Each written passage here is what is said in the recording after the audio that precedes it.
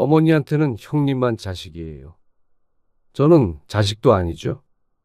그럴 거면 아들 하나만 낳지 전 뭐하러 낳으셨어요. 뭐야? 너 그게 지금 너 이 자식이 그게 어머니한테 무슨 말버릇이야? 사람 많은 데서 이러지 말어라. 어머니, 정말 그러지 마세요. 형님이랑 저 차별하시는 건 그렇다 쳐도요. 애들까지 되물림 하시면 안 되죠. 장순만 어머니 손주예요. 어머니는 나중에 더 늙고 병들어도 작은 아들 부양받을 생각은 죽어도 하지 마세요. 오늘 이야기 속 주인공은 86세 서영남 씨입니다. 그리고 그녀의 아들들에 관한 이야기이죠. 서 씨는 작은 아들의 말에 기가 막혔습니다. 서 씨가 장남만 아들로 생각한다며 더 늙고 병들어도 작은 아들에게 부양받을 생각은 하지도 말라며 으름장을 놓았습니다. 이게 말이나 되는 소린가 싶었습니다. 작은 아들은 큰 아들은 보내지도 못했던 대학에 다녔고 번듯한 직장을 다니며 잘 먹고 잘 살았습니다. 반면에 큰 아들은 온 식구 먹여 살린다고 평생 고생했죠. 그리고 이때까지 서 씨를 부양한 건 큰아들이었습니다. 그런데 뭐가 그렇게 억울해서 나이 든 부모에게 이런 잔인한 소리를 할 수 있는지 몰랐습니다. 천성이 못된 것인지 아니면 서 씨가 잘못 키운 것인지 서 씨는 서글펐습니다. 작은 며느리도 마찬가지였습니다. 그래서 서 씨도 작은 아들에게 말했습니다. 부양받을 생각 없으니 나중에 유산 한 푼이라도 받을 생각을 말라고 말이죠. 부모 가슴에 대못을 받고도 잘 살지 지켜보자 싶었습니다. 그리고 나중에 자기 자식에게 똑같이 당하지나 말라고 했습니다. 인간은 뭐든 겪어봐야 깨달으니 말이죠. 서 씨는 아들이 둘 있었습니다. 큰아들은 고등학교를 졸업하자마자 곧바로 일을 시작했습니다. 그리고 작은 아들은 대학에 진학했습니다. 우리도 형편이 좋으면 당연히 찬성이지만은 대학 등록금이 좀 비싸냐? 장학금도 받고 저도 일하면서 공부하면 돼요. 네 형은 공부를 못해서 대학 안 가고 일해? 어머니 아버지한테 손 안 벌린다니까요. 돈 벌어서 가게에 보탬이 될 생각은 안 하고는 암만 차남이라도 가족 생각은 안 하냐? 작은 아들은 대학에 꼭 가야겠다고 고집을 부렸습니다. 남편도 서 씨도 말릴 수밖에 없었습니다. 하필이면 그 당시에 남편 직장이 힘들 때였습니다. 그런데 작은 아들은 알아서 하겠다며 집을 나가버렸습니다. 가출은 아니었고 일은 독립이었습니다. 그렇게 작은 아들은 휴학과 복학을 반복하면서 오랫동안 대학을 다니다가 졸업했습니다. 그리고 좋은 직장에 들어갔죠. 반면에 큰아들은 상황이 힘들었습니다. 저 오늘 잘렸어요. 뭐? 왜? 회사가 힘들다고 그만 나오래요. 월급도 쥐꼬리만큼 주는 회사가 왜 널 잘라? 작은 아들은 좋은 직장에서 잘 나가는데 장남이 바로 서질 못했습니다. 그래서 고민 끝에 서 씨 부부는 큰아들에게 식당을 차려주기로 했습니다. 하지만 식당 일이라고는 해보지 않았던 아들은 처음엔 삐걱거렸습니다.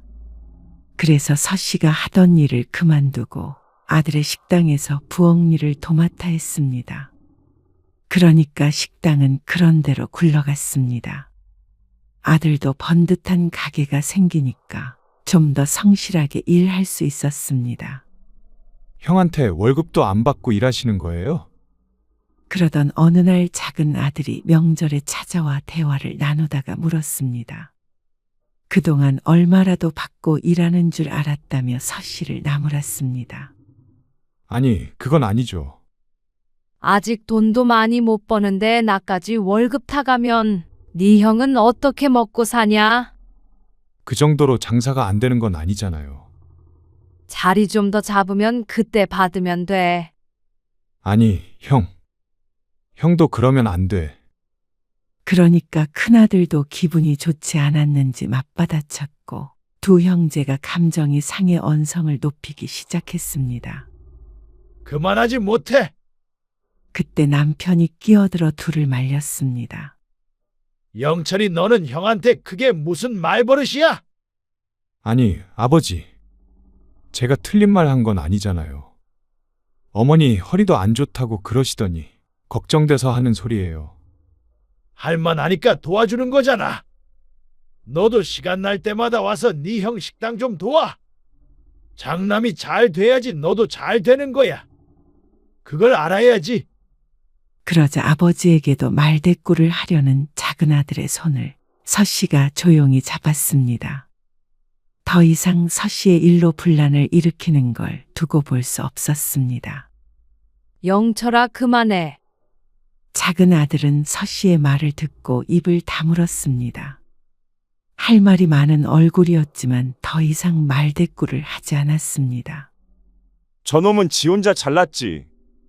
영태가. 두 아들은 조금 크고 나서부터는 볼 때마다 으르렁거렸습니다.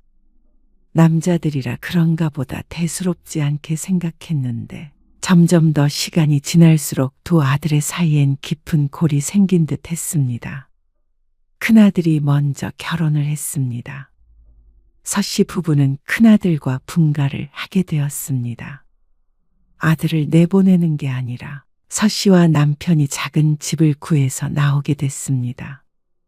이제 아이도 낳고 키워야 하는 장남에게 집을 양보하자는 남편의 뜻이었습니다.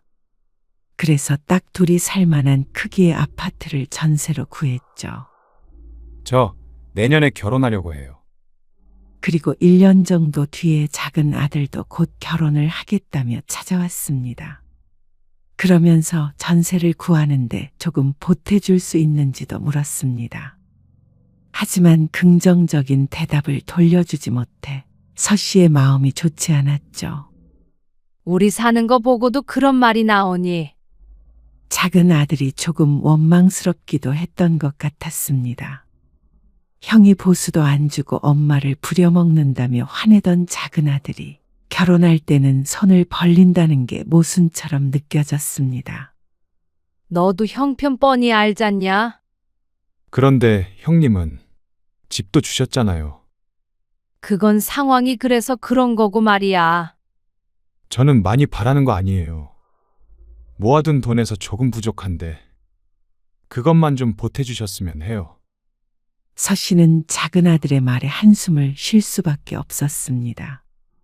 집이 두 채라 각각 하나씩 주면 서 씨도 오죽 좋았을까요? 그런데 큰아들보다도 돈을 잘 버는 작은 아들이 똑같이 해달라고 하니 속이 답답했습니다. 너는 돈도 잘 벌잖냐? 형에 비해서 그런 거죠. 그런데 저도 똑같은 아들인데 왜 어머니 아버지는 늘 형밖에 모르세요? 무슨 말도 안 되는 소리야. 그럴 리가 있어? 늘 그러셨잖아요. 장남 아니면 의미 없으시죠. 서 씨는 아들의 말에 충격을 받았습니다. 살면서 그런 생각은 한 번도 해본 적이 없었는데 작은 아들의 서럽다는 듯한 목소리에 어안이 벙벙했습니다. 장남 차남 그런 문제가 아니잖아. 근데 넌 일찍 나가 살면서 혼자 벌어 혼자 썼잖냐? 그런데 네 형은 그래도 장남이라고 책임감이 있어서 다 같이 잘 살려고 대학도 못하고 계속 일하고 부모한테 보탬이 되려고 얼마나 노력했는데. 형이 보탬이 되려고 그랬던 게 아니라 능력이 없어서 어머니한테 얹혀서 산 거죠. 대학은 제가 스스로 갔고 어머니는 형 식당 차려주시고 집도 주셨잖아요. 누가 책임감이 있단 말씀이세요? 영철이 너 왜 이렇게 삐뚤어졌어? 그땐 다 사정이 있어서 그런 거잖아. 식당도 형만 혼자 잘 살자고 차린 거 아니잖아. 실제로 식당 일이 좀 나아지면서 서 씨는 월급도 받았습니다. 그러니까 작은 아들과 비교하기도 어려웠습니다. 큰아들은 내내 서 씨 부부와 같이 살았기 때문에 땅 나눠서 큰아들에게 이만큼 지원해줬다고 보기도 그랬죠. 그런데 작은 아들은 그동안 그것들이 차별이라고 느꼈던 모양이었습니다. 서씨가 해명하려고 했지만 이미 마음이 상했는지 작은 아들은 입을 다물었습니다. 그리고 불편하게 있다가 집으로 돌아갔습니다. 결혼하고 나서도 대면대면하게 지내더니 서씨의 남편이 세상을 뜨면서 다시 작은 아들과 가까워졌습니다. 혼자 지낼 수 있으시겠어요? 왜 못 지내? 아니면 저희 집으로 들어오세요. 작은 아들은 혼자 남겨진 서씨가 걱정되는지 자꾸만 찾아왔습니다. 너희 집으로 가면 식당에서도 멀어지고 여러모로 불편하지. 며느리 눈치도 보이고 나는 여기서 그냥 살련다. 마음만이라도 고마웠습니다. 큰아들은 그런 말이 없었는데 작은 아들은 큰아들에 비해 섬세한 구석이 있긴 했습니다. 그만큼 예민하기도 했지만 말이죠. 그런데 크게 걱정할 것도 없었습니다. 큰아들과 작은 아들네 모두 비슷한 시기에 임신 소식을 알렸습니다. 남편이 떠난 빈자리를 새 생명이 채웠습니다. 큰아들은 아들을 낳았고 작은 아들은 딸을 낳았습니다. 3달 터울이었습니다. 남자아이 하나, 여자아이 하나. 딱 좋네.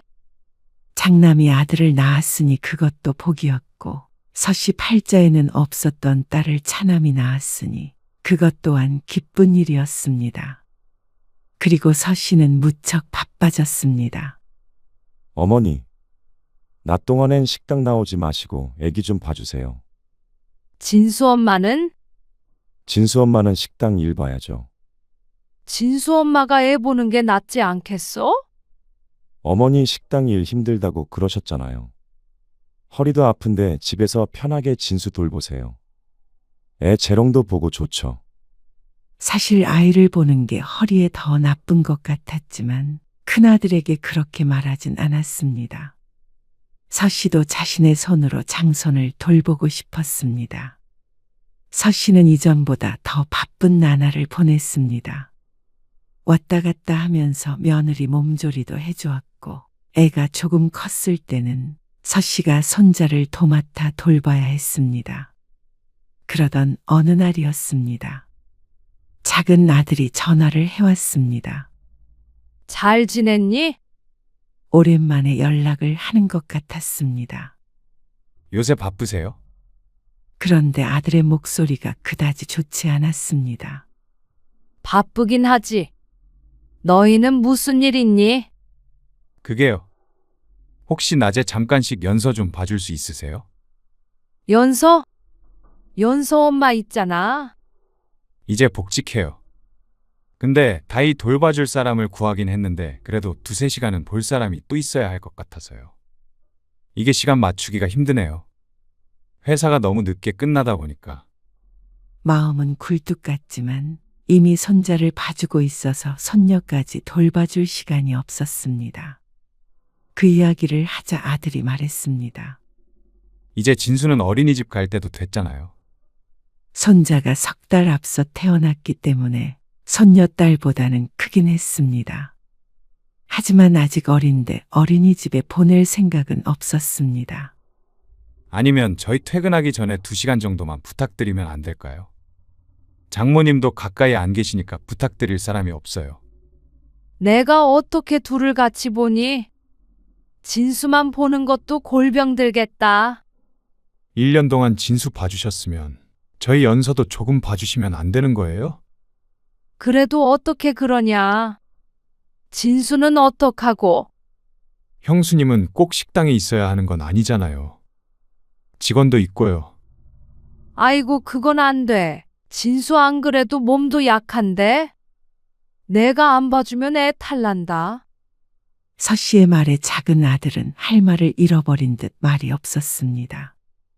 작은 아들에게는 조금 미안하긴 했지만 어쩔 수가 없었습니다. 너희는 돈 잘 버니까 사람을 하나 더 쓰던지 해봐. 미안하다. 거절하는 서씨의 마음도 편하지는 않았습니다. 그 이후로 작은 아들에게서 연락은 오지 않았습니다. 손녀딸은 어떻게 하고 있는지 궁금해서 며느리에게 전화했더니 잘 키우고 있으니 걱정하지 말란 대답을 했습니다. 그래서 서씨는 사람을 썼구나 싶어서 안심했습니다. 아무래도 맞벌이하는 부부라서 바쁘긴 한 모양이었죠. 그 이후로도 서씨는 손자가 초등학교, 그리고 중학교, 고등학교를 들어갈 때까지 뒷바라지했습니다. 주변에서도 손자는 할머니가 다 키웠다며 혀를 내두를 정도로 헌신했습니다. 서씨의 낙이었습니다. 영태가 이리 좀 와봐라. 네, 어머니. 왜요? 식당에 앉아서 마늘을 까던 서씨가 퍼뜩 든 생각에 아들을 불렀습니다. 큰아들이 텔레비전을 보고 있다가 서씨의 맞은편에 앉았습니다. 서씨는 주머니에서 흰 봉투를 꺼내서 아들에게 건넸습니다. 이게 뭐예요? 뭐긴 진수 대학 등록금이지. 그러자 큰아들이 눈을 크게 떴습니다. 이 돈은 어디서 나셨는데요? 엄마가 이만한 돈도 없는 줄 아냐? 그걸로 진수 학비네. 그러자 큰아들이 물끄러미 서씨를 바라보더니 고개를 끄덕였습니다. 감사해요. 진수 그놈이 커서 어머니한테 어떻게 갚으려고 그러는지. 갚긴 뭘 갚어. 내 새끼 공부시켜주는 건 당연하지. 서씨는 내 자식들만큼이나 귀하게 키운 손자에게 주는 돈은 아깝지 않았습니다. 능력 닿는 한은 도와주고 싶었습니다. 다행히 손자가 공부를 잘해서 대학도 잘 갔습니다. 발표가 났을 때는 집안의 경사였습니다. 특히나 큰아들은 자신의 한을 아들로 풀었다며 눈시울을 붉혔죠. 근데 영철이한테는 웬만하면 말하지 말어라. 영철이한테요? 그래. 혹시라도 서운해할 수 있잖아. 뭘 서운해요? 어머니가 우리 진수 키워주신 거 뻔히 다 알고 있는데. 그리고 잘 먹고 잘 사는 놈이 등록금 달라고 그러면 안 되죠. 같은 해 손녀딸도 대학에 입학했습니다. 등록금이 비싼 탓에 둘 다 지원해 줄 수는 없었습니다. 그리고 아무래도 명절 때나 가끔 보는 손녀보다는 내내 끼고 살았던 손자가 애틋할 수밖에 없었습니다. 그런데 우연히 명절에 작은 아들도 이 사실을 알게 됐습니다. 학비 얘기가 나왔는데 손자가 무심코 말을 꺼내는 바람에 말이죠. 어머니 참 한결같으시네요. 작은 아들은 서운한 티는 냈지만 화를 내지는 않았습니다. 아들도 충분히 이해하는 듯 보였죠. 그리고 손자가 대학을 졸업하고 한참을 취직을 못할 때 서씨도 애가 탔습니다. 진수야, 이거 가지고 가라. 서씨는 때때로 식당에 들르는 손자의 주머니에 10만 원씩 넣어주었습니다. 큰아들이 본다면 용돈을 그만큼 줄여버리기에 아무도 모르게 주었죠. 그러자 손자가 눈짓으로 고맙다고 하고는 얼른 식당을 나섰습니다. 저놈은 뭐가 되려고 저러고 다니는지 모르겠어요. 나중에 큰일 하려면 준비가 필요할 거 아니야. 공부도 곧잘했던 손자이기에 나중에 뭐가 돼도 될 거라고 생각했습니다. 그런데 결국 다음 해에 평범한 회사에 취직했습니다. 무슨 자격증을 따서 큰 회사에 들어간다더니 포기한 모양이었습니다. 정 안 되겠으면 식당이라도 물려받으면 되잖아. 속상해하는 큰아들에게 서씨가 말했습니다. 설마 장손을 굶게 하겠나 싶었습니다. 연서는 세무사식이나 됐는데 나 참 쪽팔려가지고 어디다 말도 못해요. 더 좋은 대학 나온 놈이. 연서는 지 엄마 아빠가 대학 나와서 잘 가르쳐서 그런 거지. 어쩌냐. 미안하다. 그때 영택이 너도 내가 어떻게 해서든 대학을 보냈어야 하는 건데. 이래서 가난도 대물림 된다고 한 모양이었습니다. 부모가 잘나니 자식도 잘나졌습니다. 큰아들을 대학도 안 보내고 일을 하게 만든 자신의 잘못이었습니다. 작은아들이 그렇게 길을 쓰고 대학을 가려고 한 이유가 있었습니다. 서씨 또한 가방끈이 짧으니까 거기까지는 생각하지 못했습니다. 영철이 그놈은 연서 공부시킬 때 진수한테 조언이라도 좀 해주지. 손녀는 대학을 다니면서 세무사 공부를 했다는 걸 나중에 전해 들었습니다. 그래서 졸업 후에 바로 합격해서 벌써 회사에 취직한 지 몇 년 되었습니다. 그러니까 자연스럽게 두 아들의 사이는 더 벌어지는 것 같았습니다. 됐어요. 그놈이랑은 말도 못 섞어요. 말끝마다 잘난 척하고 진수 주눅 들어서 싫어요. 그건 그렇다. 손자가 잘 됐으면 손녀를 끌어줬을 텐데 손녀가 잘 되니까 그 반대는 잘 되지 않았습니다. 특히나 성별도 바뀌는 바람에 손자는 더욱 자존심 상해했습니다. 그래서 명절에 가끔 보게 되면 서로 대면대면하게 굴었습니다. 꼭 자기 아빠들처럼 말이죠. 그러던 어느 날이었습니다. 어머니, 연서 가을에 결혼해요. 뭐? 벌써? 벌써 세월이 그렇게 흘렀나 싶었습니다. 아직도 어린아이 같은데 결혼할 나이가 되었다니요. 그런데 서씨의 나이를 생각하면 이상한 일도 아니었습니다. 서씨도 여든을 바라볼 때였으니 말이죠. 그리고 그해 가을에 손녀딸은 결혼식을 했습니다. 서씨에게 손녀 사위가 생긴 것이었습니다. 오래 살다 보니 별일이 다 있구나 싶었습니다. 자연스럽게 남편이 떠올랐습니다. 참 좋아했을 텐데 하고 말이죠. 그리고 결혼식이 끝난 일주일 뒤쯤 작은아들에게서 연락이 왔습니다. 어머니, 그 축의금 말이에요. 아, 그래. 연서한테 줬는데 받았대냐? 네. 근데 20만 원 하신 거 맞으시죠? 그래. 왜? 뭐가 잘못됐어? 잃어버렸대니? 아니에요. 싱겁기는. 작은 아들은 곧 손녀가 신혼여행에서 돌아온다며 주말에 손녀와 손녀 사위가 함께 서씨에게 인사하러 오고 싶다고 했다고 전했습니다. 서씨는 반갑게 고개를 끄덕였습니다. 아이고, 늙은이를 다 챙겨주네. 안 와도 되는데.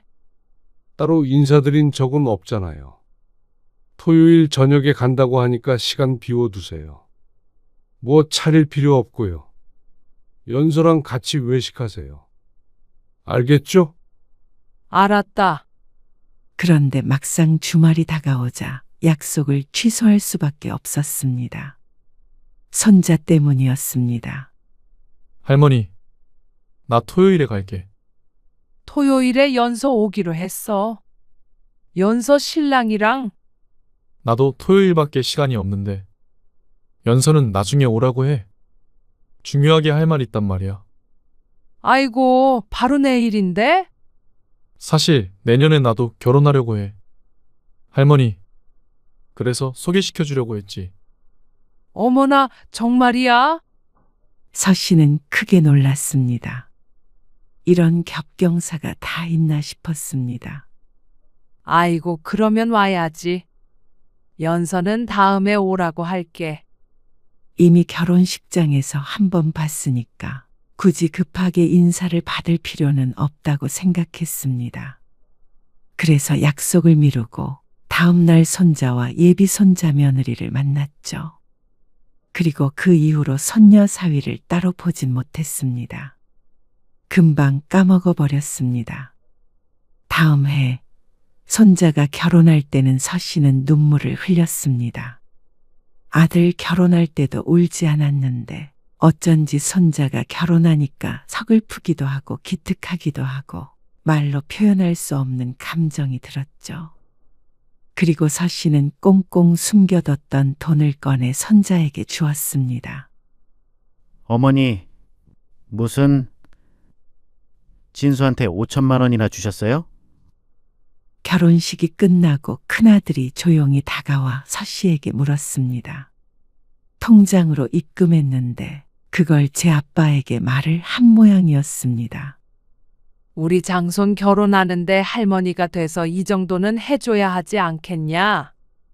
내 손으로 키운 내 새끼인데. 어머니, 감사해요.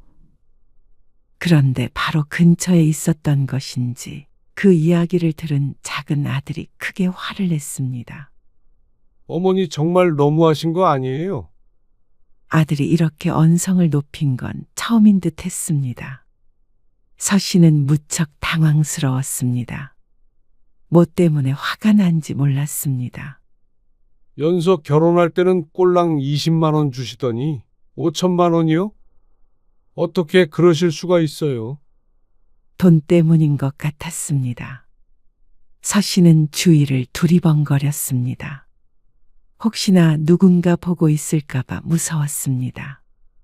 진수는 어릴 때부터 내가 키웠잖냐? 손자가 아니라 아들이나 마찬가지인 거 너도 알잖아. 그걸 지금 변명이라고 하시는 거예요? 변명이 아니라 그 정도는 이해해야 하지 않겠니? 그리고 남자가 결혼할 때 목돈이 있어야 할 거 아니야. 여자는 필요 없고요? 그게 무슨 말도 안 되는 말씀이세요? 참, 연서는 직장도 잘 들어가서 돈도 잘 벌고 앞으로도 그럴 거 아니야. 근데 진수는 덜 벌잖냐? 그래서 미천하라고 좀 도와준 건데 작은 아빠가 돼가지고 그러지 말어라. 작은 아들이 왜 이렇게 욕심을 부리는지 몰랐습니다. 대학을 졸업한 이후로 작은 아들은 늘 큰아들보다 잘 살았습니다. 인생에 큰 굴곡 없이 펜대 굴리면서 사무실에 앉아 편히 돈 벌었습니다. 큰아들이 한 고생에 비하면 아주 윤택하게 살고 있는데 돈 때문에 자꾸만 서운해하니까 부모된 입장에서 서 씨는 더 서운할 수밖에 없었습니다. 형제간에 도울 생각은 않고 질투만 해대니 말이죠. 어머니한테는 형만 자식이에요? 저는 자식도 아니죠? 그럴 거면 아들 하나만 낳지 뭐하러 낳으셨어요? 뭐야? 너 그게 지금? 너 이 새끼가 그게 어머니한테 무슨 말 버릇이야? 큰아들까지 대화에 끼어들면서 난리가 났습니다. 경사스러운 날에 날벼락이 떨어졌습니다. 사람 많은 데서 그러지 말어라. 어머니, 정말 그러지 마세요. 형님이랑 저 차별하시는 건 그렇다 쳐도요. 애들까지 되물림 하시면 안 되죠. 장손만 어머니 손주예요. 그건 진수를 내 손으로 직접 키웠으니까. 그것도 어머니가 하고 싶어서 그렇게 하신 거죠. 연서 좀 맡아달라고 할 때 하루에 2시간도 싫다고 하셨잖아요. 그게 언제적 얘긴데 아직까지 마음에 담아두고 있는 건지 몰랐습니다. 벌써 그 아이들이 커서 결혼을 하는데 말이죠. 그 뒤로 작은 아들네는 연락하지 않았습니다. 명절에도 찾아오지 않았습니다. 그래서 명절마다 우울한 서 씨를 큰아들네가 위로했습니다. 그리고 손자와 손자 며느리도 있어서 다행이었습니다. 끊긴 인연이 있으면 이어지는 인연이 있었습니다. 며느리는 결혼한 지 얼마 되지 않아서 임신을 했습니다. 서 씨 나이 82의 증손주를 보게 되었죠. 그러면서 서 씨는 손자 집으로 들어가게 되었습니다. 태어난 아기를 봐줄 사람이 필요했는데 아직 정정한 서 씨가 그 역할을 맡게 되었습니다. 그런데 주변에서는 걱정을 많이 했습니다. 82이면 본인 몸 가누기도 힘든데 증손주를 본다고? 아이고, 제명에 못 살지. 그게 아니라 내가 손자를 직접 키웠거든. 그래서 나이 든 할머니 자기가 모시고 살겠다고 한 거야. 나이가 있으니 혼자 사는 것도 불안했고 마침 손자도 도움이 필요했으니까 여러 상황상 가장 좋은 선택을 한 것이었습니다. 할머님, 연준이 자꾸 옷 입히지 마세요. 더워서 땀띠나요. 날이 쌀쌀해서 입혔지. 감기 걸릴까봐. 실내에서 감기 안 걸려요. 자꾸 이렇게 꽁꽁 싸매면 더 감기 걸려요. 피부에도 뭐가 자꾸 나고요. 그러냐? 알았어. 몰랐어. 서 씨는 며느리와 살아본 경험도 없었습니다. 손자 며느리는 당연했죠. 그래서 눈치가 보였습니다. 뭘 하더라도 하나하나 물어야 했고 혹시나 늙은이가 눈치 없이 행동해서 며느리 기분 상할까 싶어서 신경 썼습니다. 그래도 좋았습니다. 나이 들어도 손자에게 도움이 될 수 있다는 사실이 말이죠.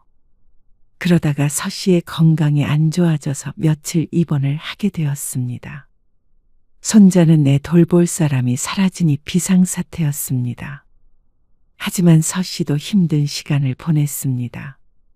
젊어서 아픈 것과 나이 들어 아픈 것은 참 달랐습니다. 병원에 있으니까 마음이 약해져서 작은 아들이 생각났습니다. 죽을 병에 걸린 건 아니었지만 혹시나 이렇게 병원에 누워 있다가 죽으면 후회할 것 같기도 했습니다. 그래서 작은 아들이 괘씸했지만 먼저 손을 내밀었습니다. 입원했다는 말에 작은 아들은 놀라서 한달음에 달려왔습니다. 이렇게 보면 작은 아들도 마음이 약하고 효자는 효자였습니다. 아니, 진수랑 같이 사신다면서요. 건강관리를 어떻게 하신 거예요? 그게 뭐 진수 탓이냐? 이 나이 되면 다 아픈 거지. 그렇게 자연스럽게 작은 아들 부부와는 다시 연락하며 지내게 되었습니다. 금방 퇴원하긴 했지만 작은 아들은 걱정이 됐는지 집으로 보약을 지어서 보내오기도 했습니다. 아가, 이것 좀 먹어봐라. 이게 뭐예요? 서 씨는 작은 아들이 지어준 보약을 손자 며느리에게 건넸습니다. 깡말라서 여리여리한 것이 몸보신이 필요해 보였습니다. 보약이야.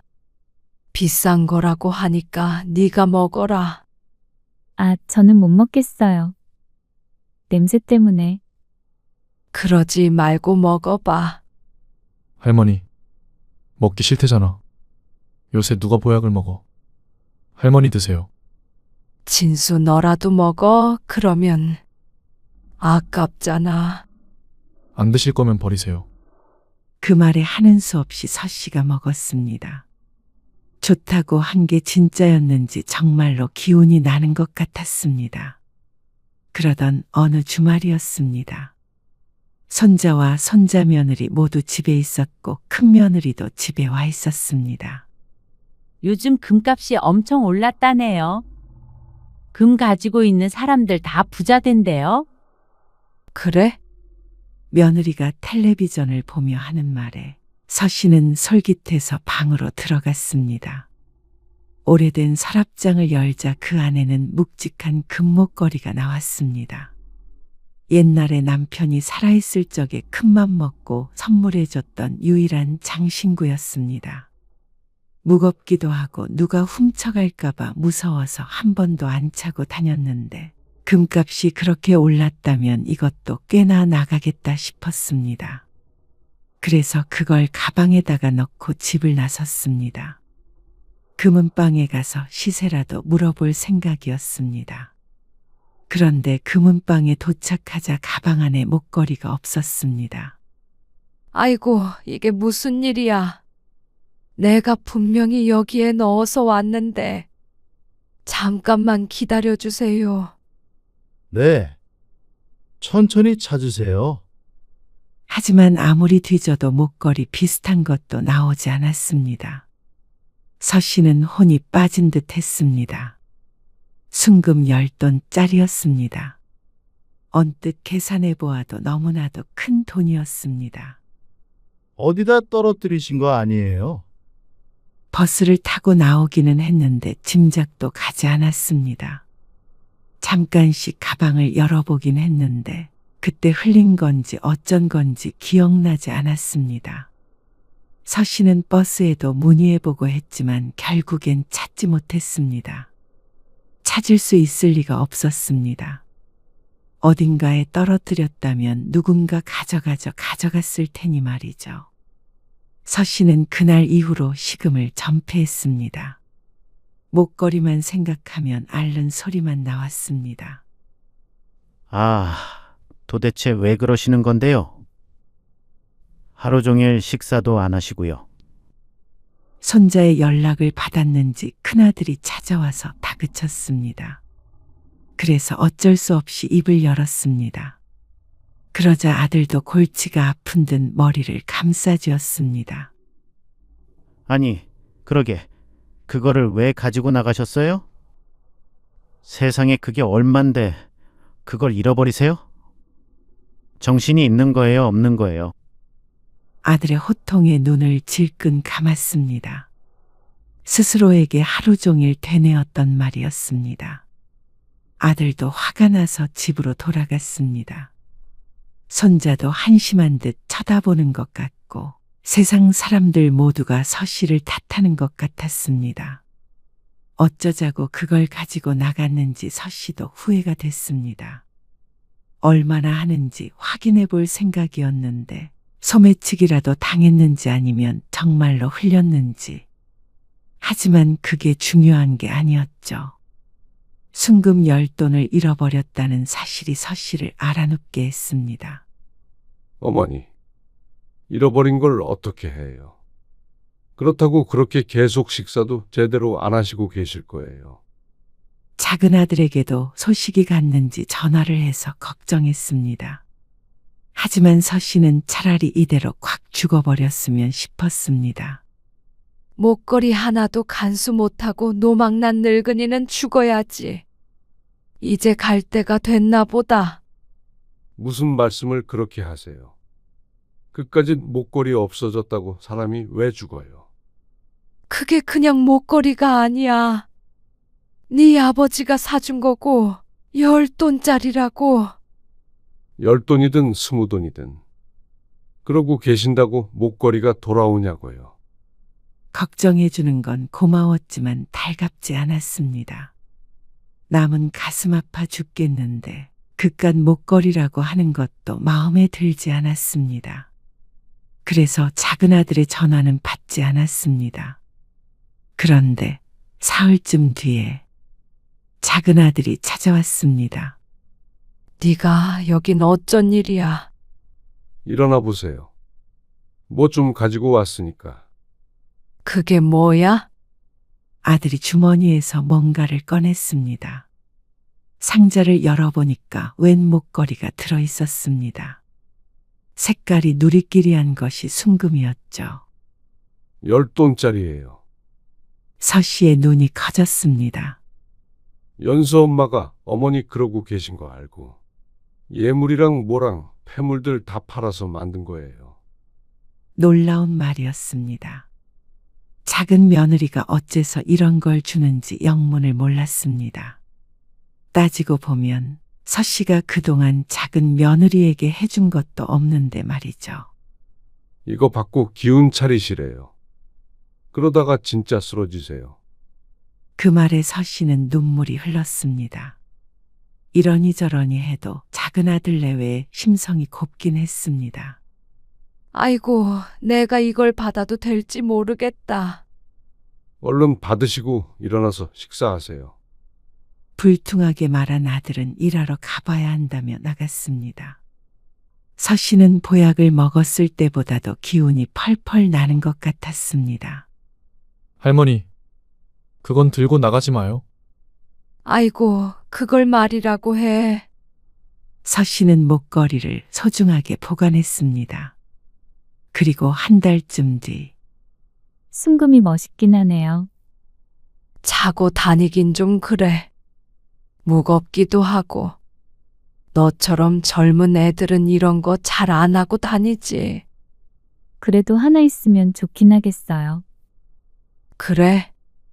그러면 너 이거 주마. 어머나, 정말요? 저 주셔도 되는 거예요? 그래. 어차피 나 죽으면 누구한테든 줘야 하는데. 손주 며느리가 좋지. 서씨는 작은 며느리에게서 받은 목걸이를 손자 며느리에게 주었습니다. 어차피 물려준다면 작은 며느리에게 갈 것이고 그건 또 손자 며느리에게 가지 않을까 싶었습니다. 금값이 그렇게나 올랐다면 나중엔 살림미천이 되지 않을까 하는 생각도 들었습니다. 손자 며느리는 크게 기뻐했습니다. 하지만 작은 아들은 전화해서 소리를 질렀죠. 정말 너무하신 거 아니에요. 연수 엄마가 어떤 마음으로 그걸 드렸는데. 손자 며느리가 어디에 무슨 사진을 올렸다는데 그래서 아들도 알게 됐다고 했습니다. 내가 그걸 차고 다닐 것도 아니고 그래서 준 거야. 차고 다닐 거 아니고 남 줘버릴 거를 왜 죽는다고 그 난리를 치셨어요? 안 그랬으면 드리지도 않았죠. 있는 거랑 없는 거랑 같냐? 연수 엄마가 진 금붙이 싹 팔아서 사드린 거예요. 그걸 어떻게 손주 며느리한테 줘버리실 수가 있으세요? 진짜 이러실 수는 없는 거예요. 사람이라면 말이에요. 작은 아들의 말에 서씨의 표정에도 금이 갔습니다. 애초에 달라고 한 적도 없었습니다. 그런데 줬다면 그건 서씨의 것이었습니다. 서씨가 그걸 누굴 주던지 간에 아들이 이렇게 전화해서 사람이네 아니네 할 수는 없는 문제였습니다. 그리고 정말로 남을 줘버린 것도 아니고 손자 며느리였습니다. 가족에게 줬는데 이게 이렇게 화낼 만한 일인가 싶었습니다. 어머니는 나중에 더 늙고 병들어도 작은 아들 부양받을 생각은 죽어도 하지 마세요. 서씨는 아들의 말에 석상처럼 굳어버렸습니다.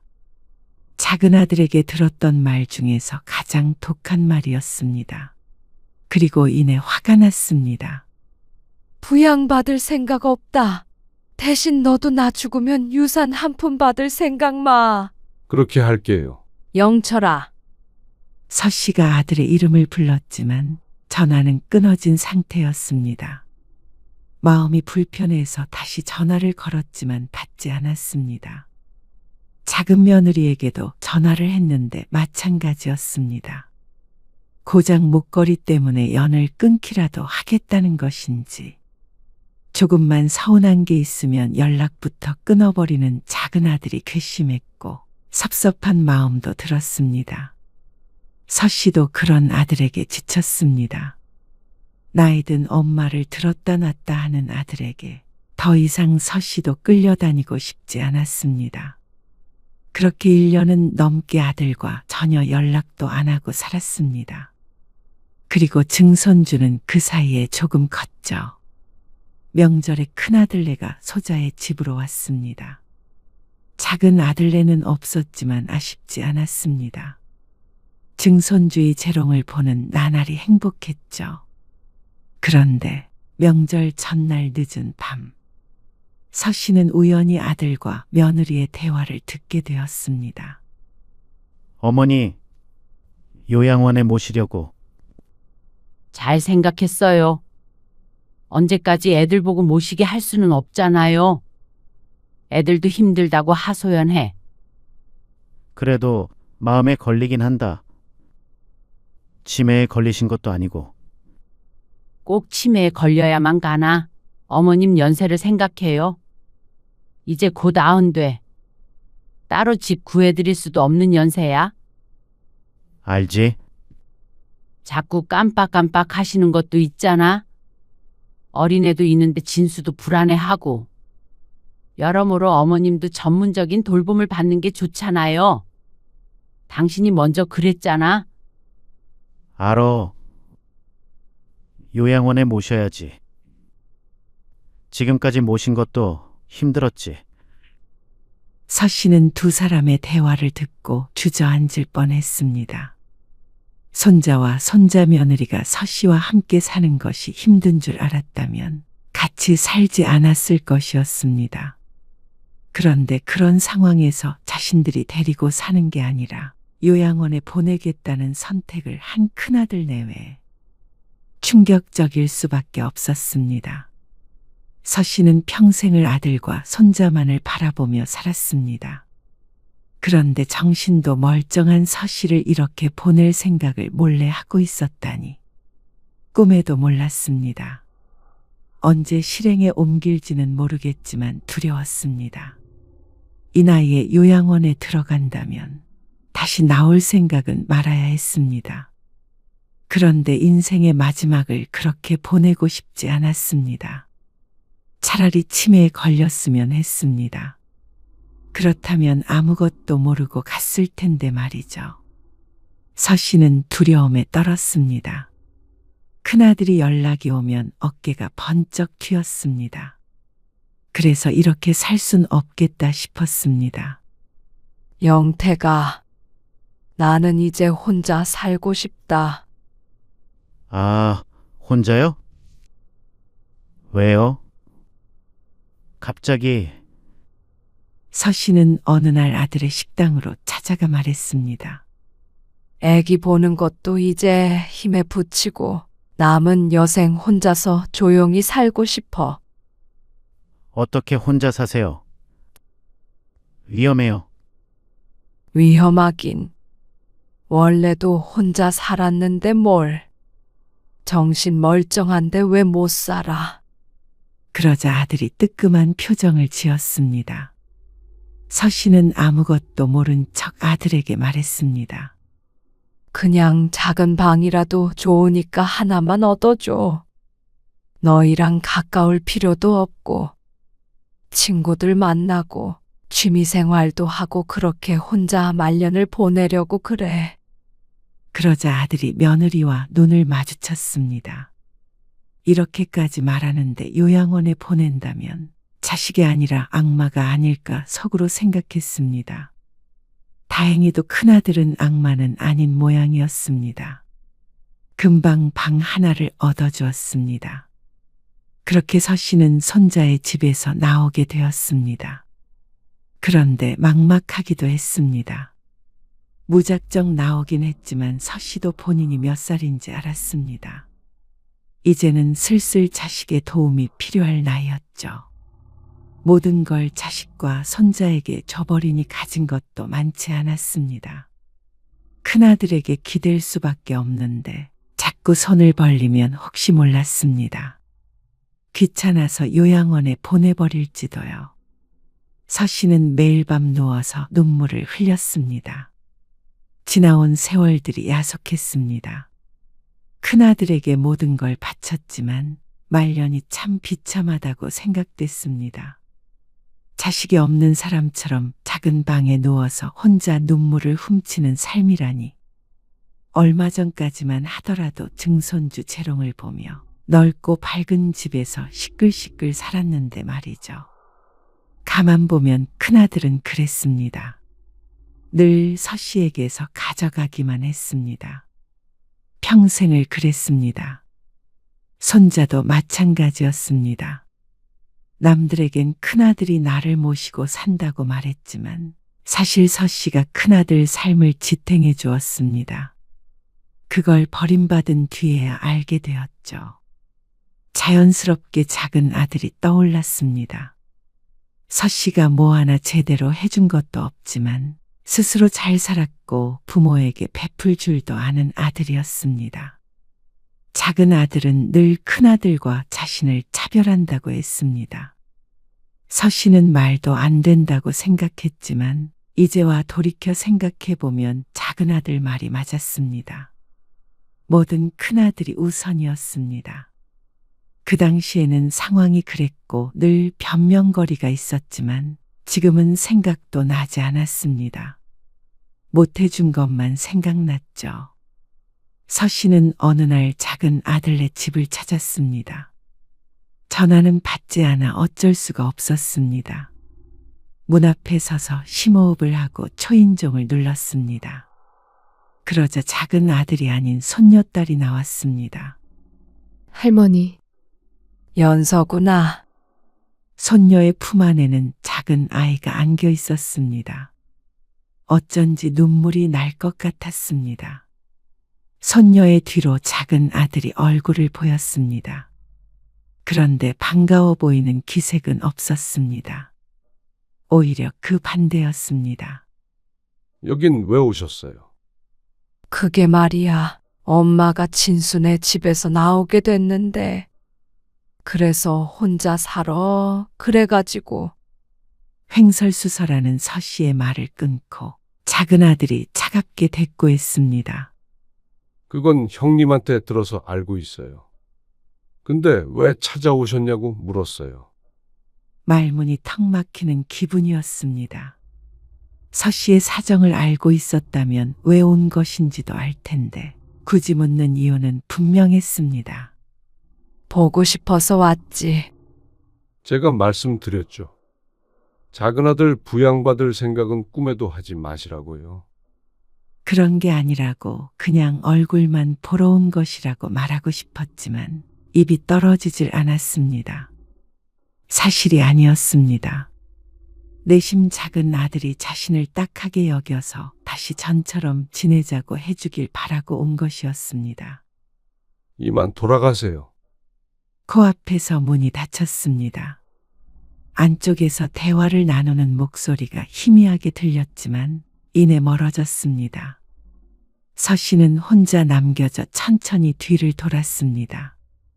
아무래도 이게 작은 아들과의 마지막 만남일 거라는 예감이 들었습니다. 꽉 닫힌 문이 다시 열리지 않았습니다. 서 씨는 쓸쓸한 자신의 집으로 돌아갈 수밖에 없었죠. 서 씨는 누워서 생각했습니다. 어디서부터 잘못된 것인지 말이죠. 하지만 어쩌면 처음부터였던 것 같다는 생각이 들었습니다. 거슬러 올라가 보면 아들들이 아주 어렸을 때부터 시작된 것이었구나 싶었습니다. 그러니까 이런 벌을 받는 것 같았습니다. 작은 아들이 다시는 찾아오지 않는데도 할 말이 없다고 생각했습니다. 서 씨는 누구도 원망할 수 없었습니다.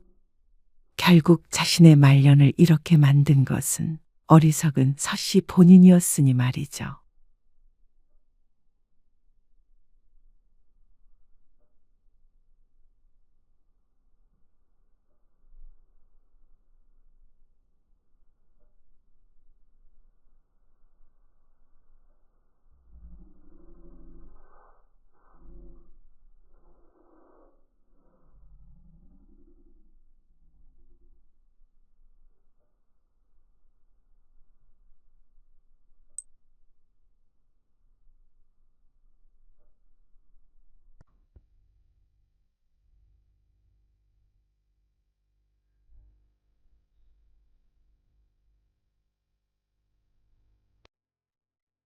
미혜야?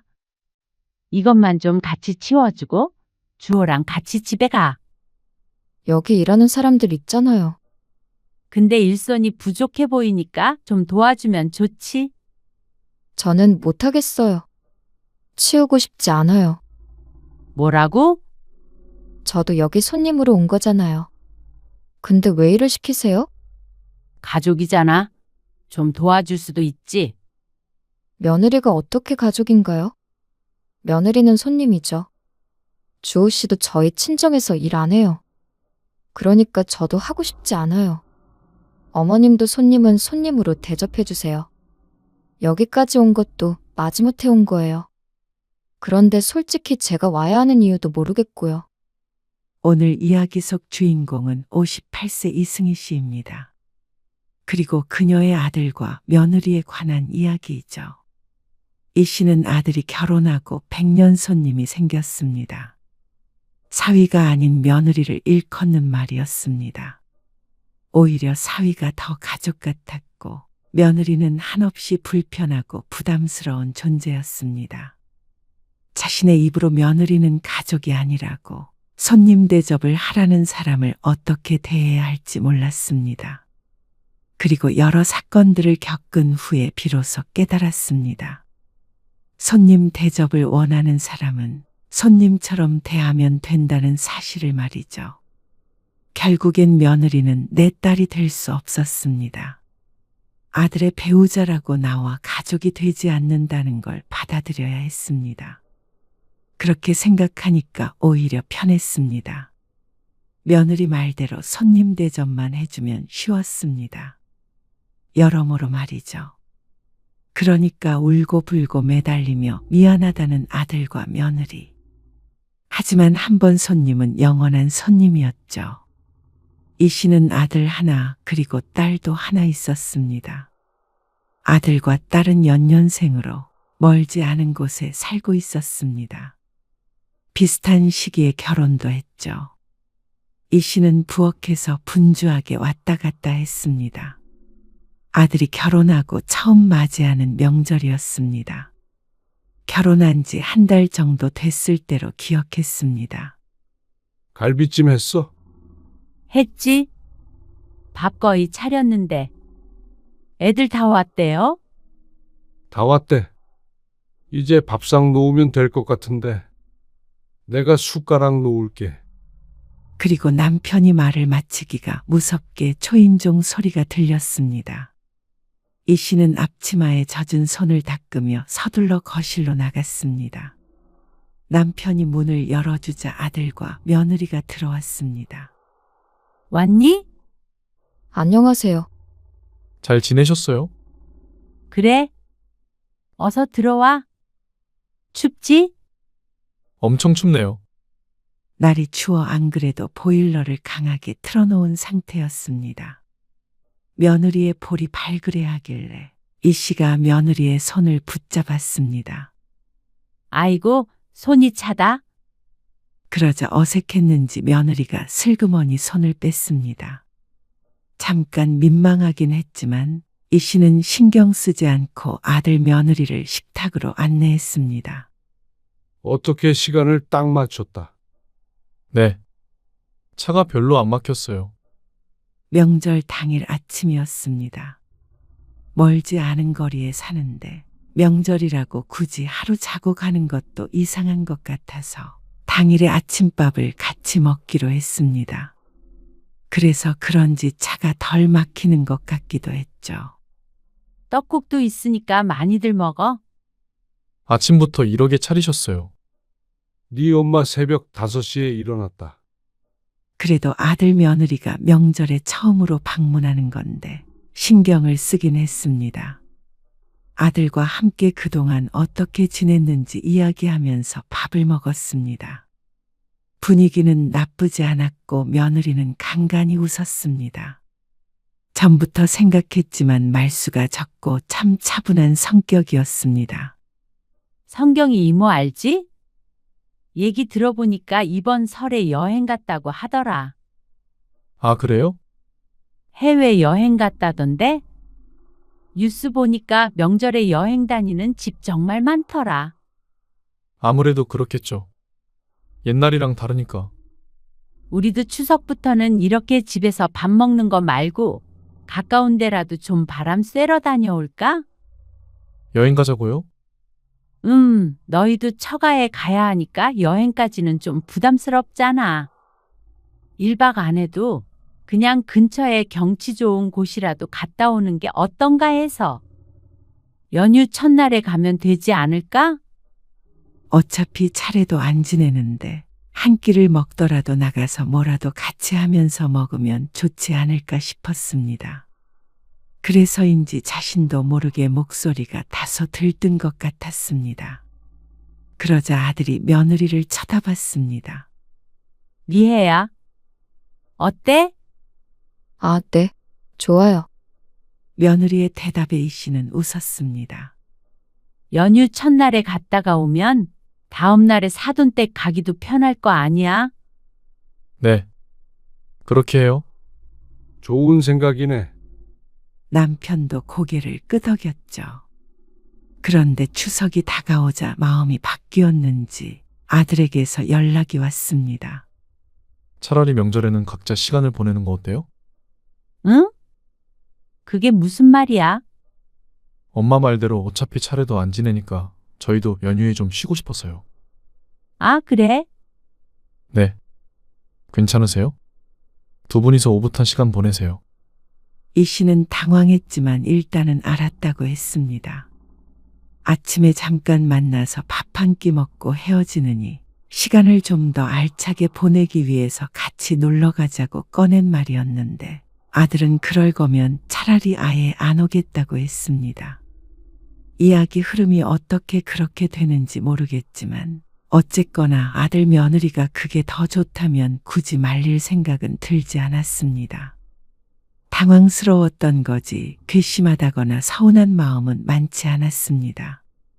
그런데 추석이 지난 뒤로도 아들 며느리 얼굴을 보기가 굉장히 힘들었습니다.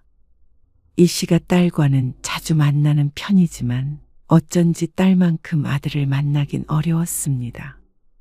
생일이나 어버이날 그리고 그 외 가족 행사엔 가끔 얼굴을 비추지만 그것도 아들뿐이었습니다. 며느리란 이런 것인가 하는 생각을 처음으로 하게 되었죠. 그렇게 1여년 후 어느 날이었습니다. 엄마, 입원했다고? 괜찮은 거야? 아빠가 전화했어? 일하고 있는데 왜 전화했대? 저녁에나 하라니깐. 아빠가 혼이 나갔던데. 이따가 수술 들어가. 이 씨는 급성 담낭염으로 갑작스럽게 수술을 하게 됐습니다. 통화를 하고 있는 와중에도 복통이 심했습니다. 조퇴하고 갈게. 아니야. 아빠 있으니까. 나중에 주말에 와. 걱정스러운 딸의 목소리를 들으며 전화를 끊었습니다. 그리고 수술을 했죠. 염증이 심해서 개복 수술을 했는데 그 때문에 꽤나 오래 입원을 해야 했습니다.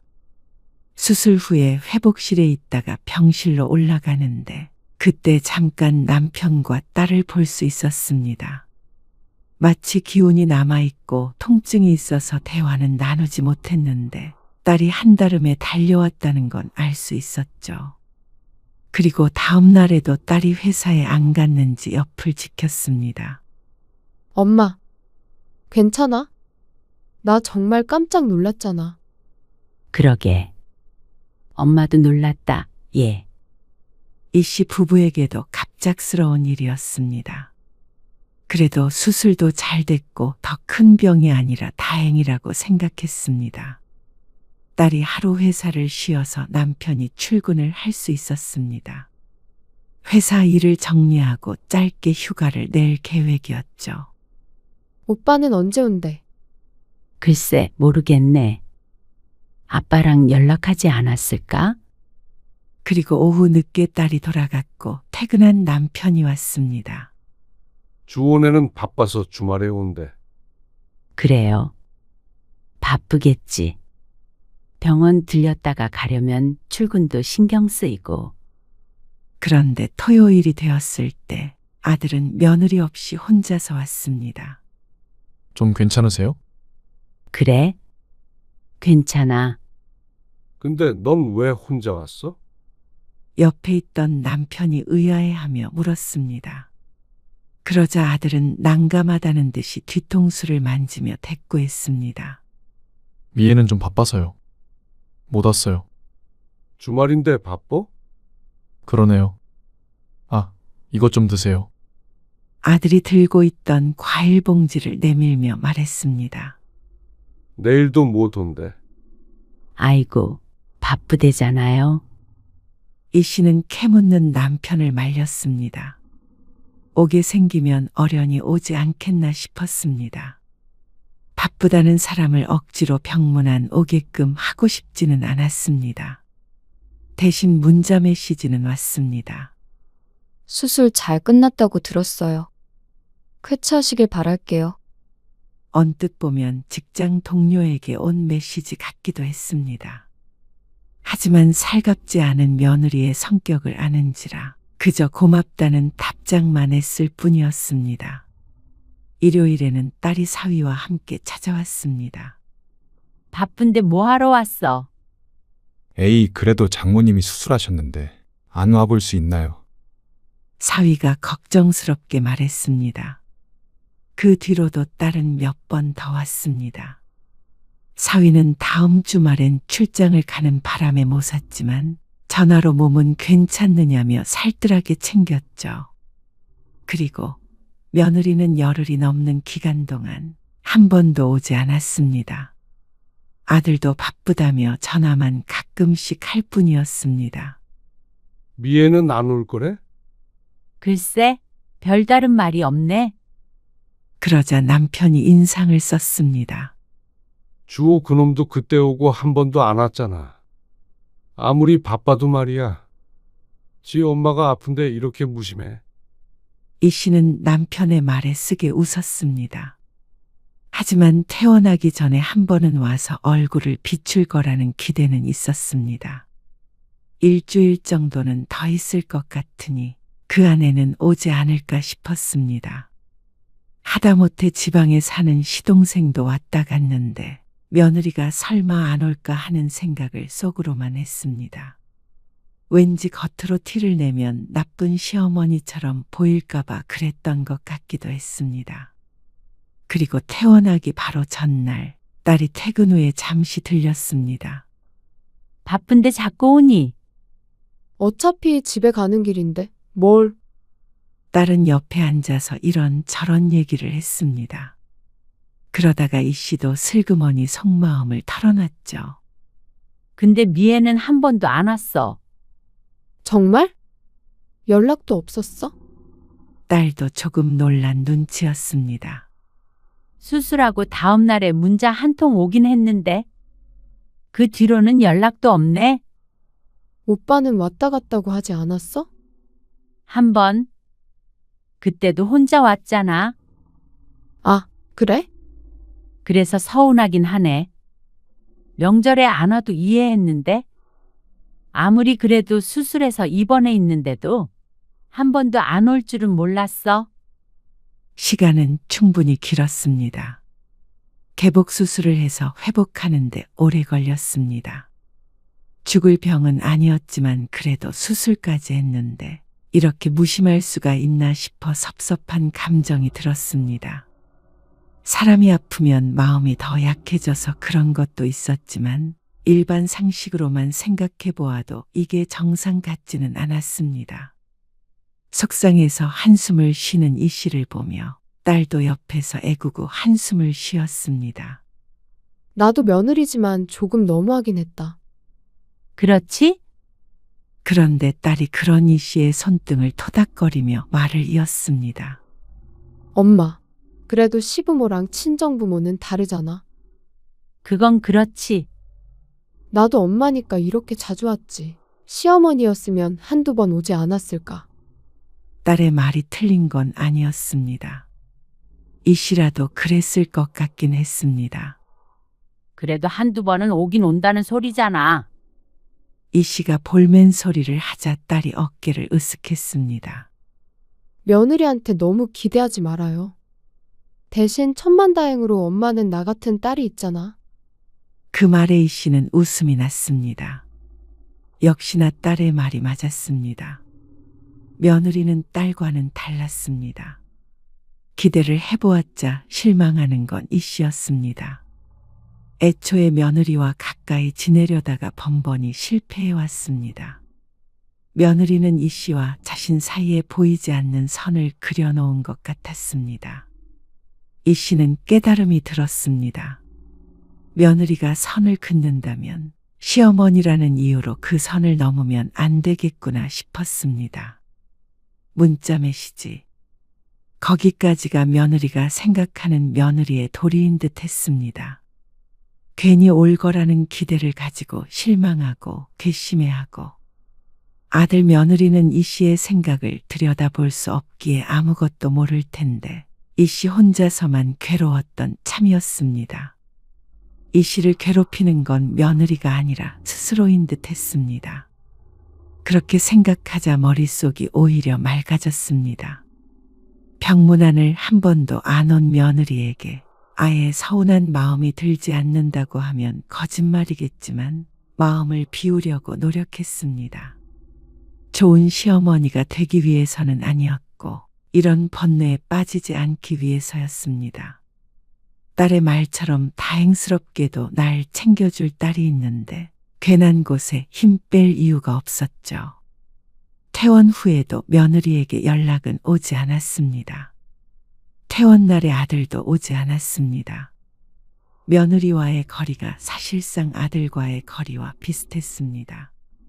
아들과 며느리는 한 세트이기 때문에 자연스러운 현상인 듯 했습니다. 아마 딸과 나눴던 대화가 아니었다면 아들에게도 섭섭해했을 텐데 이 씨는 생각보다 덤덤했습니다. 아들은 결혼하면 남이라고 생각해야 한다고 했던 주변 지인들의 말이 괜한 것이 아니었습니다. 하지만 슬프거나 그러진 않았습니다. 이 씨도 이 씨만의 생활이 있었고 아들이 자주 오거나 연락하지 않는다고 해서 그것만 마냥 기다리고 있지도 않았습니다. 저희 이번 명절에는 아침에 갈게요. 그래? 이번에는 여행 안 가? 날도 너무 춥고요. 그래, 너희 편한 대로 해. 아들 며느리와는 그 뒤로도 가끔씩만 보게 되었습니다. 명절이라고 아주 안 오는 건 아니었고 아들도 너무 교류가 없었다고 생각이 들면 가끔씩 명절에 찾아오곤 했습니다. 그리고 아이를 낳으면서 아이 사진을 보내주려고 메시지를 자주 보냈습니다. 물론 며느리가 아닌 아들을 통해서였습니다. 이 씨는 손자를 자주 보지 못했습니다. 아들 며느리를 가끔 보는데 손자라고 자주 볼 수 있을 리가 없었습니다. 그래서 이 씨에겐 하루하루가 마음을 비우는 연습을 하는 나날이었습니다.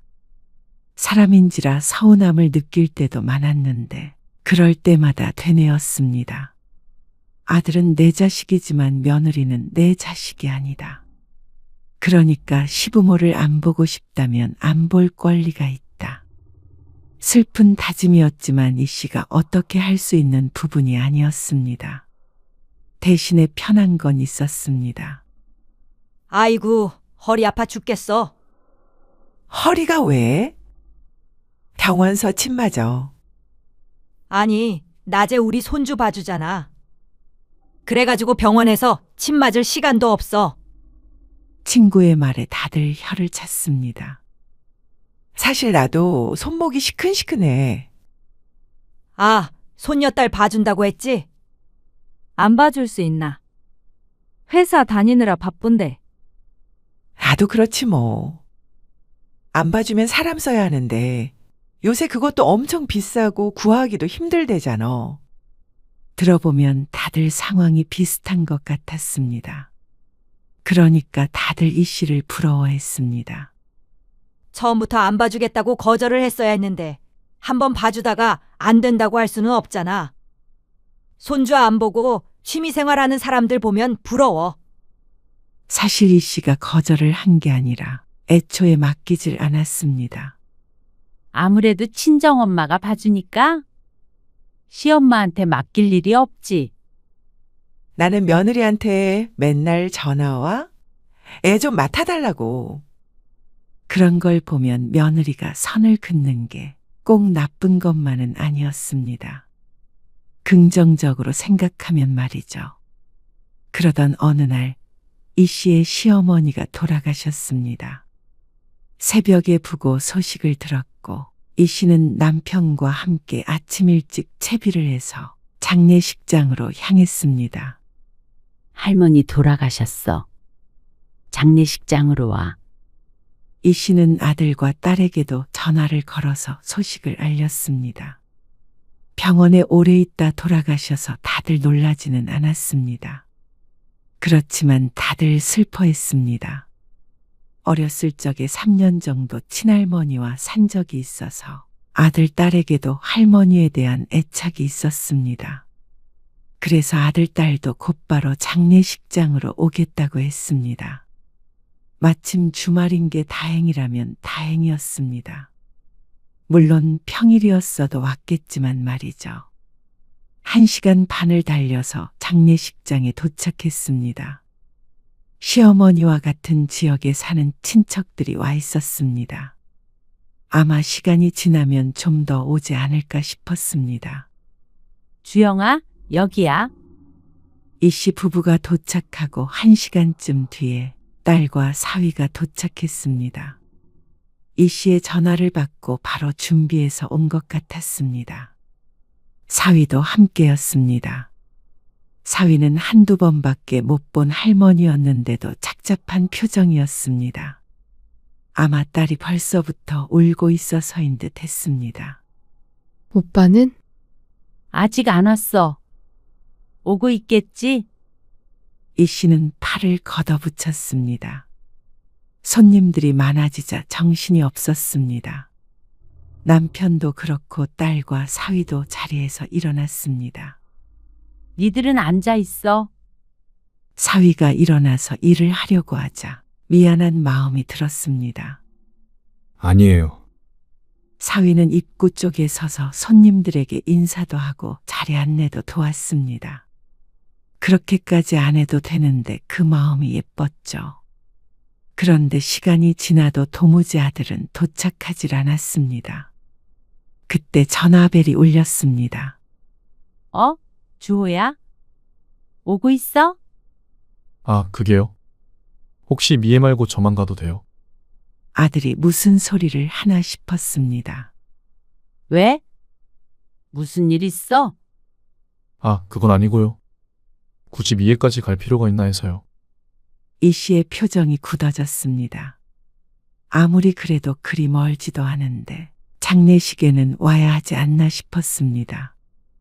들어보니 급한 일도 없는 것 같은데 말이죠. 미애가 오기 싫다고 그래? 그러자 아들이 우물쭈물했습니다. 싫다고까지는 안 하고요. 불편할까봐 그래요. 제 생각이에요. 미애가 싫다고 한 거 아니면 같이 와.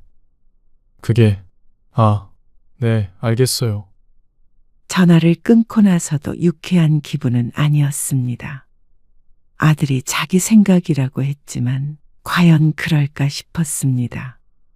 며느리 성격에 이런 곳에 오는 걸 내켜하지 않을 것 같다고 생각했습니다.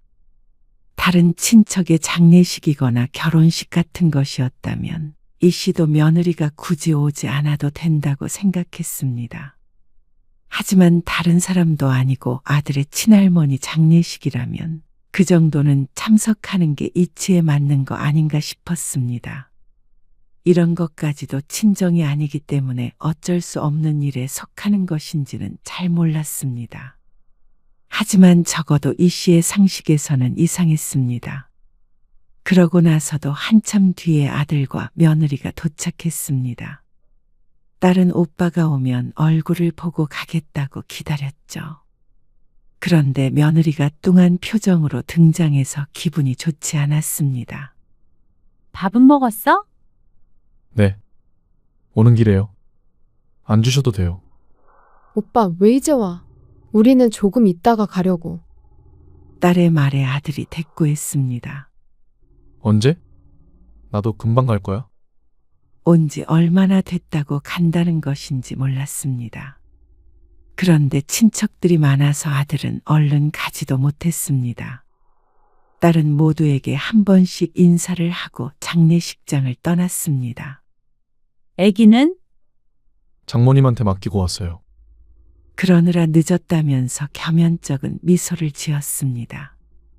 그러다가 조금 더 늦은 시간이 되자 사람들로 북적거렸습니다. 자식들이 많으니까 지인들이 많이 찾아오는 것 같았습니다. 이 씨도 잠깐 앉아 있다가 일어났습니다. 일하는 사람이 있어도 원활하게 식사가 나오려면 일손이 많이 필요했습니다. 아들도 엉겁결에 일어나서 시키는 일을 했습니다. 그런데 며느리는 처음 앉은 그 자리 그대로 앉아 있었습니다. 식사를 하는 것도 아닌데 휴대폰만 내려다보고 있었죠. 그러자 며느리의 얼굴을 아는 친척 몇몇이 손가락으로 며느리 쪽을 가리키고 있는 것이 보였습니다. 무슨 말을 하는지는 모르겠지만 어쩐지 좋은 말은 아닐 것 같았습니다. 코앞에서 시어머니가 분주히 일하고 있는데 며느리 혼자 앉아 있는 모습이 이상해 보이는 것 같았습니다. 이 씨에겐 명절마다 있었던 일이지만 말이죠. 리혜야, 이것만 좀 같이 치워주고 주호랑 같이 집에 가. 며느리가 이곳에서 일을 해야 한다는 것은 아니지만 그래도 분위기라는 게 있었습니다. 원치 않아도 거두는 신용이라도 해야 하는 때가 있다고 생각했습니다. 그런 걸 보고 꼰대라고 한다면 할 말은 없었지만 그건 시집살이가 아니라 인간으로서의 예의라고 생각했습니다. 가족이라면 다들 발벗고 나서서 일을 하고 있었고 며느리라는 이유만으로 혼자만 부려먹는 것도 아니었는데 말이죠. 하지만 이 씨의 말에 며느리의 표정이 안 좋아졌습니다. 여기 일하는 사람들 있잖아요. 근데 일손이 부족해 보이니까 좀 도와주면 좋지. 저는 못하겠어요. 치우고 싶지 않아요. 이 씨는 자신의 귀를 의심했습니다.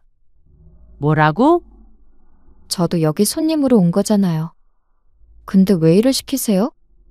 당황스러웠습니다. 바로 옆 테이블에 있던 친척 하나가 이쪽을 쳐다보았습니다. 가족이잖아.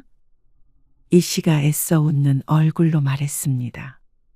그런데 며느리의 얼굴은 여전히 이해할 수 없다는 듯한 그리고 황당하다는 듯한 표정이 떠 있었습니다.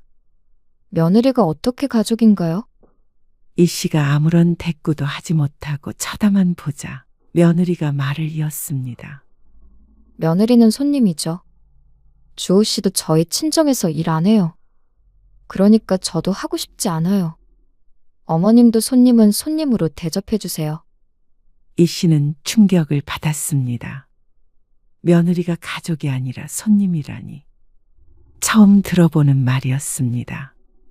며느리가 시부모와 어느 정도 거리를 두고 지내고 싶어 한다는 건 진작부터 익히 알고 있었습니다. 그래서 그 부분은 존중하기 위해서 노력했습니다. 그런데 며느리는 그게 아니라 아예 가족으로도 생각하지 않고 지냈던 것 같았습니다.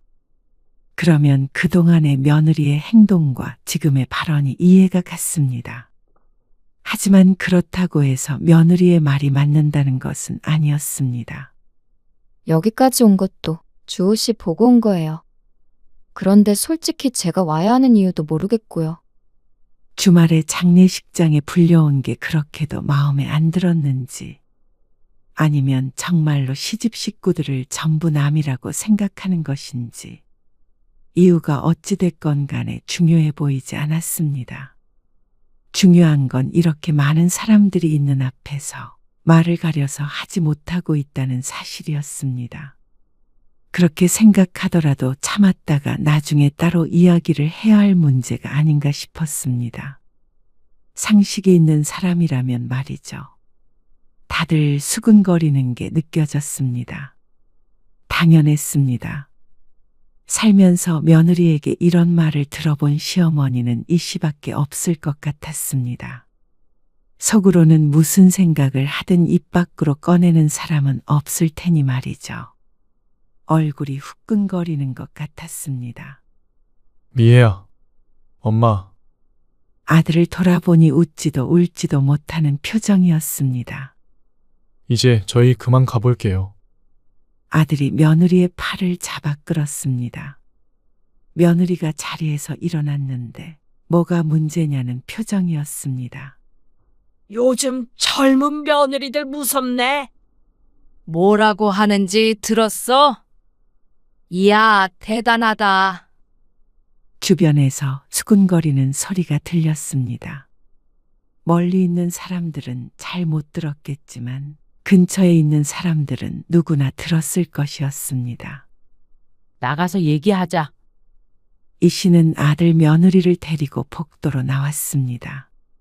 아들은 이만 가보겠다고 눈치를 보며 말했지만 보내기 전에 묻고 싶은 말이 있었습니다. 너는 그럼 우리 가족이 아니란 소리지? 네. 손님이죠. 며느리가 담담하게 대꾸했습니다. 엄마, 미의 말은 그런 뜻은 아니에요. 그러니까 가족 아니고 손님이니까 손님 대접하라는 말이잖아. 상관도 없는 사람 장례식장에 이렇게 불러내지 말고. 그게 아니고요. 아들은 애써 변명하려고 했지만 며느리는 오히려 당당한 표정이었습니다. 말수가 없고 조용한 성격이라고 생각했던 것도 모두 이 씨의 착각이었습니다. 명절에도 그저 손님으로서 방문한 것이니 이런저런 대화를 나눌 필요성을 못 느꼈는지도 몰랐습니다. 그래서 명절에 와도 설거지 한 번을 안 하고 과일도 깎아본 적이 없으며 물 한 잔도 제 손으로 떠먹지 않고 부엌에도 안 들어왔나 보다 생각했습니다. 손님이니까 해준 밥만 먹고 잘 먹었다고 하면 그만이었으니 말이죠. 그게 며느리의 본심이었구나. 이 씨는 뒤늦게 깨달았습니다. 그래? 알았다. 앞으로는 그 말 명심하마. 아들은 당황해 아무 말도 못했고 이 씨는 다시 장례식장 안으로 들어왔습니다. 남편이 걱정스러운 눈빛을 보냈는데 이 씨는 아무렇지도 않게 행동했습니다. 하지만 마음속에선 고요한 폭풍이 일고 있었습니다. 내가 주호 그놈한테 알아듣게 얘기 좀 해봐야겠어. 장례가 끝나고 난 뒤 남편이 이 씨에게 말을 했습니다. 그런 남편을 이 씨가 말렸습니다. 혼내서 뭐해? 손님이라는데. 그게 말이 되는 소리야? 그러면 시부모랑 며느리가 남이야. 그렇게 대해달래. 그러니까 우리도 그렇게 대해주면 돼. 그 이후 이 씨는 아들에게 연락하지 않았습니다. 미안하다는 문자 메시지는 왔지만 답장하지 않았습니다. 며느리가 손님이면 아들도 손님이라고 생각하기로 했습니다. 그 뒤로도 한참을 왕래하지 않았습니다. 원래도 그랬지만 이번에는 조금 느낌이 달랐죠. 그리고 얼마 후 남편이 퇴직을 했는데 퇴직금으로 딸에게 차를 사주게 되었습니다. 그러자 어느새 그 소식을 들은 아들에게서 전화가 왔습니다. 주영이 외제차 산 돈, 그거 아버지가 보태주신 거예요? 그래? 왜? 그러자 아들이 대놓고 따지지는 못하고 서운한 기색을 비쳤습니다. 아니, 그냥 궁금해서요. 지난번에 아버지한테 퇴직금 물어봤을 때 별 말씀 없으셨거든요. 전부 퇴직금으로 산 건 아니었지만 그래도 꽤나 큰 돈을 지원해 줬습니다. 그래도 이 씨도 남편도 별로 아깝다는 생각은 하지 못했습니다. 어차피 죽으면 자식들에게 갈 돈이었고 그 돈이 없어도 크게 노후가 어렵지 않았습니다. 그리고 아들 며느리에게 보란 듯이 그런 것도 있었습니다. 그리고 딸이 임신했다는 소식을 들었을 때도 선물과 용돈을 아끼지 않았습니다. 그러자 아들은 눈에 띄게 서운해했습니다. 우리는 그렇게까지 안 해주셨잖아요. 너희는 나한테 기회나 줬니? 아들은 할 말이 없는지 입을 다물었지만 불편한 기색은 분명히 보였습니다. 하지만 이 씨도 할 말이 있었습니다. 그리고 손님이 애 낳았다고 누가 선물 주고 돈 주고 그래? 엄마. 아들이 침음했습니다. 이 씨의 행동이 무엇에서부터 비롯됐는지 깨달은 모양이었습니다. 그것 때문에 이러시는 거예요? 나도 그 말 잘 새겨듣고 살기로 했어. 그런 뜻이 아니라고 했잖아요. 할 말이 없는지 자꾸만 그런 뜻이 아니라고 하는데 이 씨는 아직도 그날을 잊지 못했습니다. 친척들 앞에서 며느리가 시어머니한테 해야 했던 말이었는지 아무리 부당하다고 생각되는 게 있어도 그렇게 해서는 안 됐습니다. 네 애가 그렇게 해달라고 그러잖아. 너희도 좋지 않아? 그 뒤로 우리가 연락도 안 하고 오란 소리도 안 해서. 그러자 아들은 한숨을 쉬었습니다. 하지만 그렇다고 그날의 일에 대해서 변명하거나 사과하러 찾아오지도 않았습니다. 아마 며느리도 이런 생활이 편할지도 몰랐습니다. 하지만 이어지는 이 씨의 말에 아들은 경악을 금치 못했습니다. 그래서 아빠랑 상의한 게 있는데 우리 재산은 전부 주영이한테 물려주려고. 네? 그게 무슨 말씀이세요? 말 그대로야. 당연히 재산을 물려주려거든 가족한테 물려줘야 하지 않겠어? 아, 엄마. 그러면 저는 가족 아니에요? 안 하고 싶었던 거 아니야? 그리고 내가 남 좋은 일을 왜 하니? 남이라니요. 내가 왜 미애한테 내 재산을 줘야 하느냐고. 아니, 손님이라는 한마디에 이렇게까지 하시는 거예요? 아들이 황당한 듯 대꾸했습니다. 그래? 나도 내 가족만 챙기면서 살려고? 생각해보니까 미애 밀이 맞아. 며느리는 가족이 아닌데 그동안 내가 너무 귀찮게 군 것 같아. 그렇지? 엄마, 그렇게 따지면 매형은요? 매형도 남이잖아요. 왜 남 좋은 일 하세요? 강서방은 내 가족인데? 누가 남이래? 사위가 얼마나 이 씨에게 잘하는지 아는 아들은 할 말을 잃었습니다. 그래서 부모한테 잘하는 내 딸한테 다 주기로 했어. 그러고서 전화를 끊었습니다. 아마 며느리는 눈 하나 깜빡하지 않을 수도 있었습니다. 돈을 벌었다면 잘하는 신용이라도 했을 테니 말이죠. 그래도 아들에게 한 방 먹이긴 한 것 같아서 속이 시원하긴 했습니다. 그리고 아들에게 한 말은 거짓이 아니었습니다. 어차피 죽으면 자동으로 아들, 딸에게 상속이 될 텐데 이왕이면 아들이 아닌 딸에게 주고 싶은 마음이었습니다. 그러려면 생전에 딸에게 어느 정도 많이 나눠줘야겠죠. 10손가락 깨물어 안 아픈 손가락 없다지만 이제는 좀 차별을 하고 살아야겠다는 생각이 들었습니다. 나에게 잘하는 자식에게 마음이 기우는 것은 당연했습니다. 그런데 의외로 며느리에게서도 반응이 왔습니다. 그 주말에 아들과 며느리가 아이를 데리고 집으로 찾아왔습니다. 무슨 날도 아닌데 이렇게 온 것은 거의 처음 있는 일 같았습니다. 너희가 어쩐 일이야? 오해를 좀 풀고 싶어서요. 무슨 오해? 손님이라고 했던 말이요. 그게 그런 뜻이 아니고 조금 존중을 해달라는 말이었어요. 손님이니까 일 시키지 말라는 말 말이야? 죄송해요. 어머님, 제가 그때는 낯선 분들도 많고 그래서 장례식장에 가는 게 좀 부담스러웠어요. 그런데 일까지 하라고 하시니까 욱해서. 그래서 그 많은 사람들 앞에서 그런 식으로 얘기한 거야? 죄송합니다. 아니야. 죄송할 거 없어. 다 자기 생각을 표현할 자유는 있는 거니까. 그리고 덕분에 나도 많은 걸 깨달았다. 내가 그동안 너무 격없이 대했지? 가족처럼.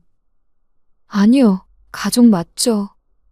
너희 설마 재산을 주영이한테만 물려주겠다는 말에 이렇게 찾아온 거야? 왜 외제차 너희도 공짜로 갖고 싶니? 그 부분은 솔직히 저희도 서운해요. 저희가 큰 죄를 지은 것도 아닌데 그렇게까지 하실 필요는 없잖아요. 말 그대로였습니다. 텔레비전에 나오는 막장 이야기처럼 며느리가 시어머니 뺨을 내려친 것도 아니고 아들이 부모 몰래 재산을 팔아치운 것도 아닌데 이렇게까지 하는 게 너무하다고 생각될 수도 있었습니다. 하지만 이 씨는 가족도 아니라는 말에 큰 충격을 받았습니다. 그리고 시부모를 그 정도로 생각하는 며느리는 이제 자신도 가족으로서 대하지 않겠다고 결심한 것이었습니다. 그게 무슨 문제인가 싶었습니다. 이제 와서 돈 때문에 찾아와 용서를 구하는 아들 며느리에게는 더더욱 정이 떨어졌습니다. 엄마 손자를 봐서라도 그러지 마세요. 그 말에 이 씨는 콧방귀를 뀌었습니다. 남이 낳은 애도 남 아니니? 엄마! 이 씨의 말에 아들이 화를 냈습니다. 내 생각에는 변함이 없어. 우리가 우리 재산을 누구한테 주던지 너희는 참견할 권리가 없고, 그러니까 그쪽은 알아서 사세요. 아셨죠, 손님? 그러자 며느리의 얼굴이 새하얘졌습니다. 설마 이렇게까지 나올 줄은 몰랐던 것 같았습니다. 며느리도 욱하는 마음에 그런 말을 했을 수도 있지만 충동적으로 내뱉었다고 그것이 진심이 아니라는 소리는 아니었습니다. 오히려 그동안의 며느리의 태도를 보고도 가족이라 믿었던 이 씨가 어리석었던 것이었죠. 진작에 이렇게 끊어냈으면 아들 며느리에게 서운해하지 않으려고 노력할 일도 없었습니다. 마음고생도 했고 애써 스스로를 다독였던 나날도 있었습니다. 그런데 처음부터 이렇게 남으로 여겼다면 포기가 더 빨랐겠죠. 망연자실에 있는 아들 며느리를 남편이 집에서 내보냈습니다. 매정하다며 울먹거리는 아들 꼴이 보기 싫어서 방으로 들어가 버렸습니다. 그 뒤로 아들 며느리는 이 씨 집에 찾아오지 않았습니다. 그까짓 재산 더럽고 치사해서 안 받고 만다고 생각했는지도 몰랐습니다. 아니면 이 씨의 말이 사실이 아닐 거라고 생각하고 있는지도 몰랐죠. 하지만 이 씨는 정말로 실천할 계획이었습니다. 아들 며느리는 없고 처음부터 딸 하나밖에 없었다고 생각하면 쉬웠습니다. 그때 가서 또다시 아들 며느리가 찾아올 수도 있었지만 이 씨의 마음이 바뀔 일은 없었습니다.